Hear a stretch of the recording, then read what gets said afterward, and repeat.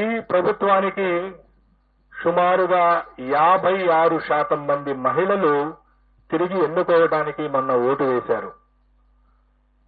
ఈ రాష్ట్రంలో ఉన్నటువంటి అన్ని వర్గాల మహిళల్లో ఎస్సీ, ఎస్టీ, బీసీ, మైనార్టీలు అనేది కాదు, ఓవరాల్ గా మహిళల్ని శాంపిల్ గా తీసుకుంటే 56% మంది మహిళలు ఈ పార్టీకి, వైఎస్ఆర్ కాంగ్రెస్ పార్టీకి ఓటు వేసినటువంటి పరిస్థితి.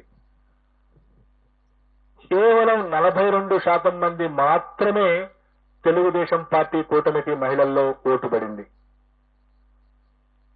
అలాగే పురుషుల్లో ఎన్డీఏ కూటమి ఆధిక్యత సాధించింది.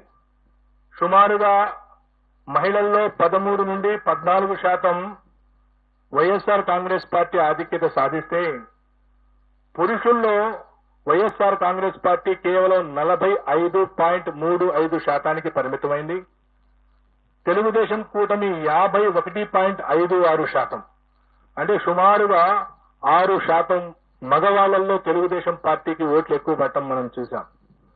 ఒకవైపు రాష్ట్రంలో మహిళల సంఖ్య ఎక్కువగా ఉండటం, మొన్న జరిగిన ఎన్నికల్లో 4,78,000 ఓట్లు, సుమారుగా 1.43% మంది మహిళలు పురుషుల కంటే అదనంగా ఓటు వేయటం, ఆ అదనంగా ఓటు వేసినటువంటి మహిళల్లో సుమారుగా 56% మంది వైఎస్ఆర్ కాంగ్రెస్ పార్టీకి ఓటు వేయడంతో పాటుగా, వైఎస్ఆర్ కాంగ్రెస్ పార్టీకి వెన్నుదన్నుగా నిలిచినటువంటి ఎస్సీ, ఎస్టీ, మైనారిటీ వర్గాలతో పాటుగా ఈ గత 4 ఏళ్లుగా ఈ ప్రభుత్వం అనుసరించినటువంటి అనేక అభివృద్ధి, గ్రామీణ ప్రాంతాల్లో అభివృద్ధి, అలాగే సంక్షేమ కార్యక్రమాలు, డైరెక్ట్ బెనిఫిట్ స్కీమ్స్ కారణంగా బీసీలలో కూడా వైఎస్ఆర్ కాంగ్రెస్ పార్టీ గణనీయమైనటువంటి ఓట్లు సాధించింది.